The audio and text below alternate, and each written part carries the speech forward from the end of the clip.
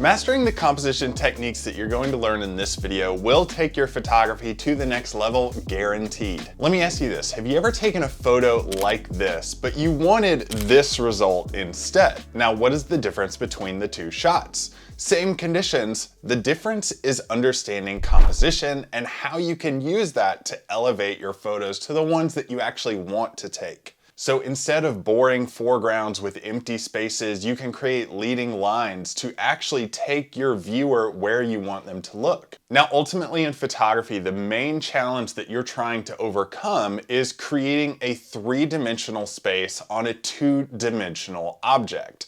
So when we look at a photo, we're either looking at a screen or a print on paper, and we want to make that have depth. Now, to do this through composition, you use a series of techniques that we're going to talk about in this video. But to use these techniques properly, you need to understand that depth involves not only foreground, midgrounds, and backgrounds, but also the atmosphere and conditions that are arising in your photography and whichever situation that you're in, because there's not necessarily a one-size-fits-all solution. Now, of course, you want to tackle the basics when you're first starting out in composition, and that would be rule of thirds and understanding the placement of your objects within the frame. So the rule of thirds is basically a grid that you put over your camera so that you can place objects where the lines are or where they intersect in the photo.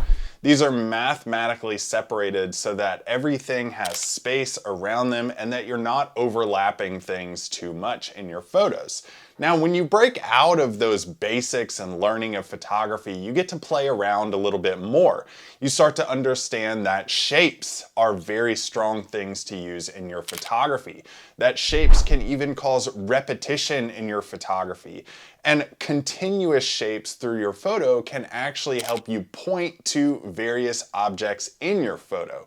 Then you start to understand edge patrol. How much space around your subjects do you need to include to allow your viewers not to feel uncomfortable or too stuck in a photo? Now, the conditions can play a big role here too, because how much atmosphere, fog, or depth are you including in your photo?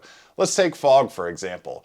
We know that closer objects in fog are easier to see. So if you take a photo with objects in fog that are barely visible far, far away, our eyes and our brains understand, hey, there's distance and depth associated with these things. Now, you can use depth with something like a wide-angle lens when you don't have fog or atmosphere in your photo to allow your foregrounds to be larger than life and your backgrounds to be a little bit smaller and further away.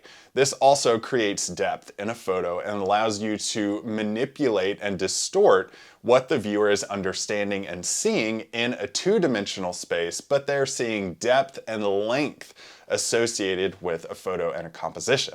Now, this is the ultimate composition hack, is understanding timing and how it associates with all of these things.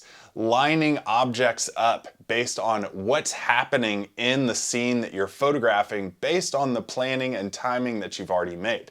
Now, I have two master classes that I have for you in the video description. Number one is planning photography, the complete guide to planning your photography and using this ultimate hack for your compositions. And then I also have the complete photography masterclass linked below. Both of these are completely free for you guys to check out right now. And hey, don't forget to check out more of our videos and subscribe, like this playlist with several videos that are going to help you with composition as well.